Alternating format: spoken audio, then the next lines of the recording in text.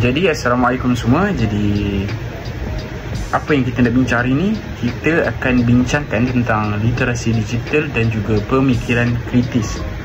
Jadi apa yang korang nampak sebagai benda, dua benda ni adalah benda yang orang panggil tak penting, tak ada kepentingan, ataupun satu benda yang simple dan tak ada guna dalam kita punya kehidupan. Tapi sebenarnya benda ni adalah satu benda yang penting untuk kita cari maklumat sahih, macam untuk kita selesaikan sesuatu masalah.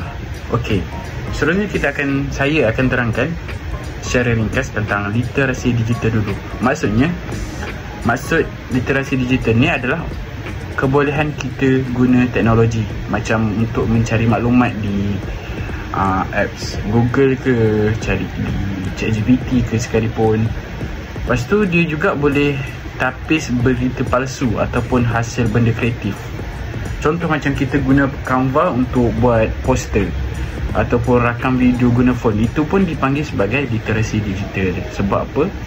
Sebab kita guna teknologi untuk hasilkan sesuatu. Jadi lepas tu kita akan cerita pula tentang pemikiran kritis, iaitu kemahiran kita berfikir secara mendalam. Maksudnya kita fikir dulu untuk buat sesuatu perkara, bukannya kita macam nampak benda tu terus buat.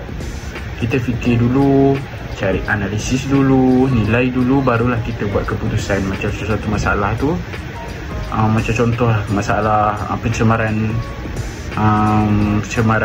plastik ataupun pencemaran air, kita akan cari pro dia dulu, lepas tu kita cari kontra dia dulu, lepas tu barulah kita cari solusi untuk selesaikan masalah tersebut.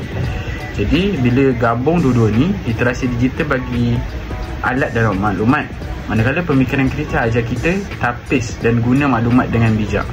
Jadi hasilnya kita akan lahirkan murid yang holistik, kreatif dan bersedia untuk cabaran masa hadapan. Macam tu.